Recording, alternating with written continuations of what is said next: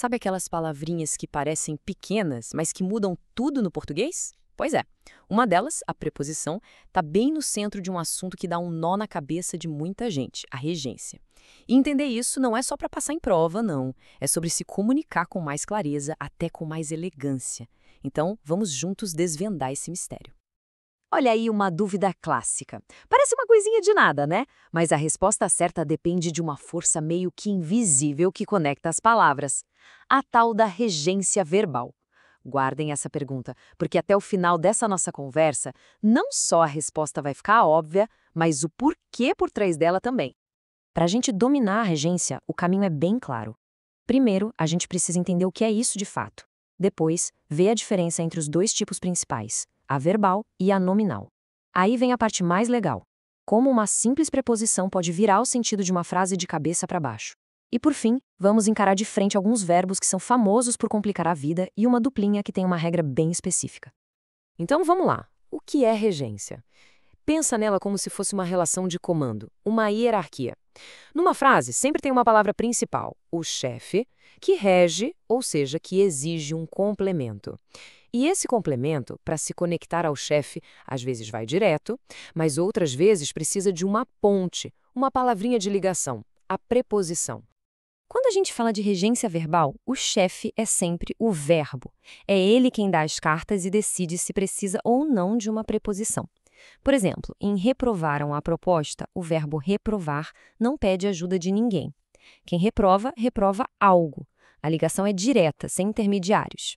Agora, na regência nominal, o comando muda de mãos. O chefe aqui não é um verbo, mas sim um nome, que pode ser um substantivo, um adjetivo. E a regra do jogo muda também. A preposição é praticamente obrigatória. Alguém que está preocupado com alguma coisa. Alguém com medo tem medo de algo. O nome exige essa conexão. Certo. Vamos colocar os dois lado a lado para isso ficar bem claro. A pergunta que a gente tem que fazer para saber a diferença é sempre a mesma. Quem é que está mandando aqui? É o verbo ou é um nome? Olha só a diferença na prática. Do lado esquerdo, na regência verbal, o verbo chegar é o chefe e ele pede a preposição a. Pela norma culta, quem chega, chega a algum lugar. Já na direita, na nominal, o chefe é o adjetivo capaz e ele pede a preposição de. Quem é capaz de alguma coisa. A lógica é parecida, mas o chefe da frase mudou e a regra foi junto. E aqui a gente chega no ponto que é, para mim, o mais fascinante da regência. Essa ideia, essa frase, mudou a regência, mudou o sentido. Isso transforma a gramática de uma regra chata numa ferramenta super poderosa para a gente brincar com os significados. Vamos ver como isso funciona? Agora, a gente vai entrar no mundo dos verbos camaleão. Sabe, aqueles que mudam de cor, ou melhor, de significado, dependendo da preposição que está ali do lado, ou até mesmo da falta dela. Pega o verbo implicar. Sozinho, ele é todo sério. Tem o sentido de acarretar, resultar em, como na frase, seu empenho implicará bons resultados. Mas é só colocar a preposição com do lado dele e o significado vira outro. Vira antipatizar. O garoto implicou com todas as pessoas. A gente sai de uma consequência lógica e vai para uma birra. Tudo por causa de uma palavrinha. A mesma mágica acontece com o verbo aspirar. Com a preposição a, ele fala de um desejo, de um objetivo. Aspirar a um futuro melhor. Agora, tira a preposição e o sentido vira uma coisa totalmente física. Aspirar a um ar poluído. Ou seja, cheirar, inalar. É a diferença entre um sonho e um simples ato de respirar, definida por uma única letra. Incrível, né? Bom, agora que a gente já viu como o significado pode mudar, vamos dar uma olhada em alguns dos verbos mais famosos por criarem confusão. São os verdadeiros suspeitos de sempre da regência verbal. Começando pelo campeão de audiência da confusão, o verbo assistir.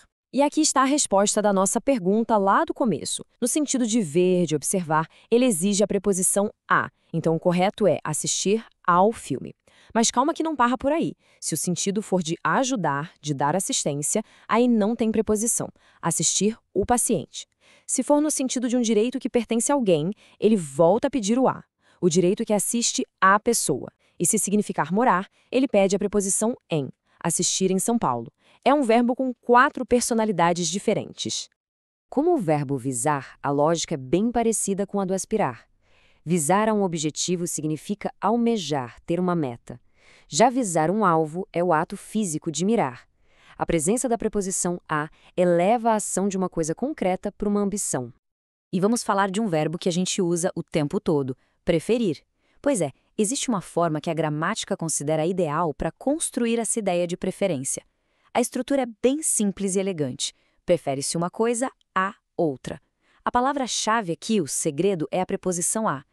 E aqui está o erro que todo mundo comete. É muito, mas muito comum ouvir prefiro mais isso do que aquilo. Só que, gramaticalmente, essa construção com do que não é a mais indicada. A regência correta é com a preposição a, de forma simples, limpa, direta. Prefiro futebol a vôlei. E pronto.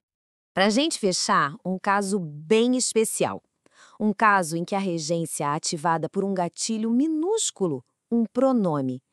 Vamos dar uma olhada na dupla esquecer e lembrar e ver como eles mudam de comportamento. Olha só a mágica do pronome acontecendo. Na coluna da esquerda, sem pronome nenhum, os verbos são diretos. Esqueci o caderno, ela lembrou o nome. Simples assim. Agora, olha para a direita.